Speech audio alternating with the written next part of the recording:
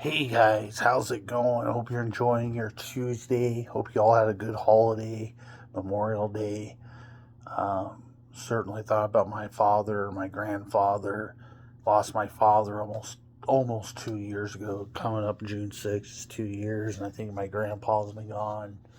I think 11 years now, 12 years, something like that. So I definitely thought a lot about him and the service to the country, obviously. But anyway, most of you who watch the channel know by now, like, there's this weird fascination with Western media on just feeding you propaganda. And I'm not even talking about Fox News and CNN. Those guys almost don't even talk about, like, Ukraine war anymore. By the way, that's what we're talking about, Ukraine war. Because there's nothing much to talk about. Um, so I'm saying, if you're reading news generally on the topic that's at least trending, it's all coming off like YouTube, right? Or unnamed, um, unverifiable, terrible information websites that you wouldn't like. They don't have a reputation for being reputable. Is what I'm saying.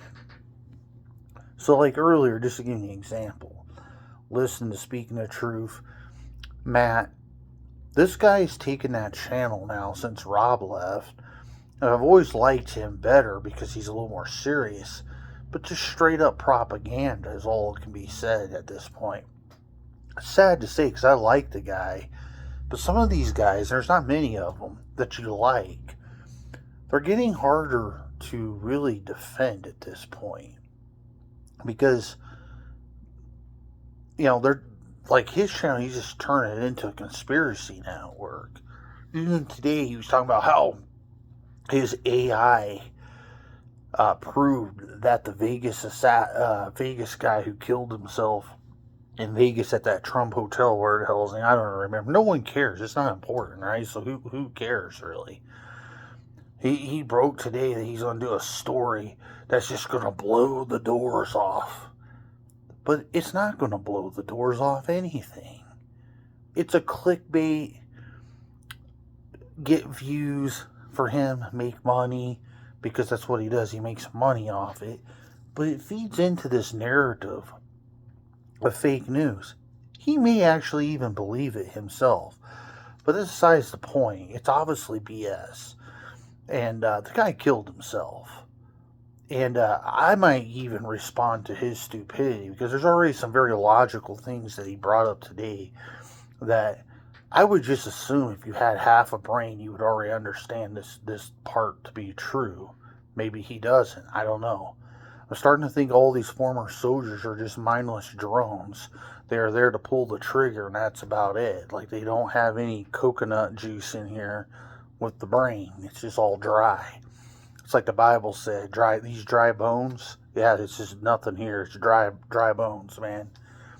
And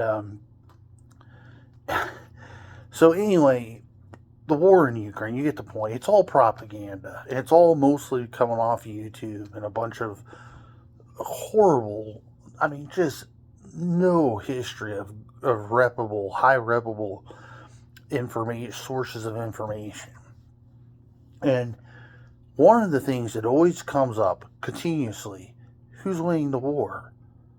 Well, the only thing that matters, and we're not talking about if Russia lost a lot of troops, we're not talking about if Putin's cool, we're just talking about who's winning the war. Russia's still winning the war. It's like I was just scanning through the news on the computer, and you see some of the headlines that say, well, Trump called Putin a crazy man or insane crazy man or whatever, and then you see some of these things that say things like leaked documents show that Putin doesn't want to end the war. Well, no shit.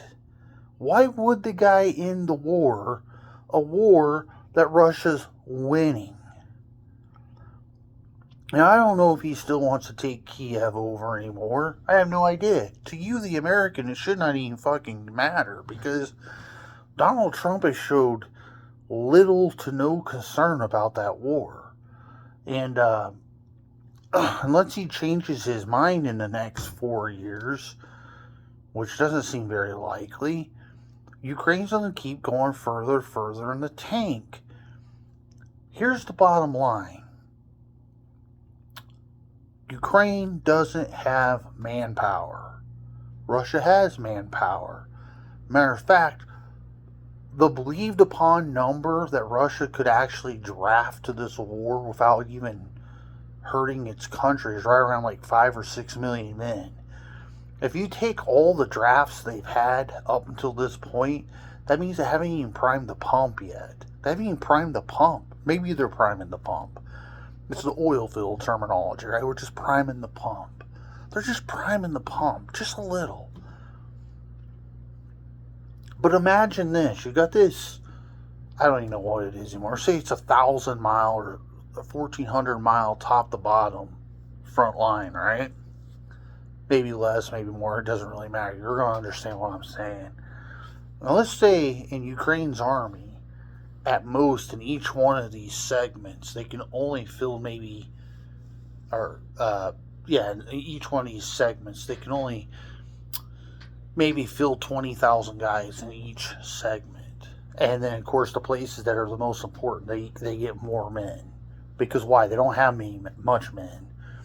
And let's say in every one of those segments on the other side of the line, Russia could put 100,000 guys into each one of those areas.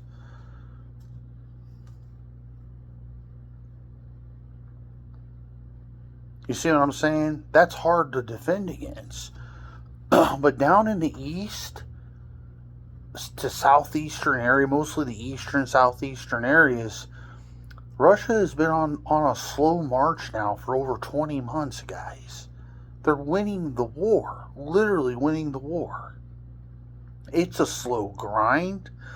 Mind you, but when you've taken, basically since the fall of Advika, I was thinking about this the other day as I used one of those map thingy bobbers, and then if you went like this in a circle, give or take a little bit here, they've roughly taken like somewhere between 200 to 300 square miles. That's a lot of fucking land. That's downplayed on virtually 99, let's say maybe 98% of all YouTube channels. And every day they sell you more BS. Every single day. And that's crazy to think about. But it's every single day they sell you BS. Oh, look at that drone attack on Moscow. Oh, look at a tank get blown up.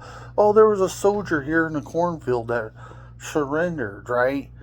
They actually show you the verifiable map week in and week out, or even if you just look at it monthly, the small chunks of land that are taken, right? That's all added. So what I'm saying is, when you see all these clickbait headlines like Putin doesn't want to end the war, he doesn't want peace, yeah, it might actually be true. He's a madman, okay? That might actually be true. But what I'm trying to get you to understand is, why would he end the war? Even if Trump is nagging on him, why would he end a war in which he's winning? And maybe 2 or 3 years from now, hope to God it doesn't last that much longer, because it's kind of getting old to talk about. But let's say 2 or 3 years from now, he has completely driven all of the Ukrainian forces out of the Donbass region. People keep thinking like there's scenarios and strategies. There really isn't a strategy or a scenario.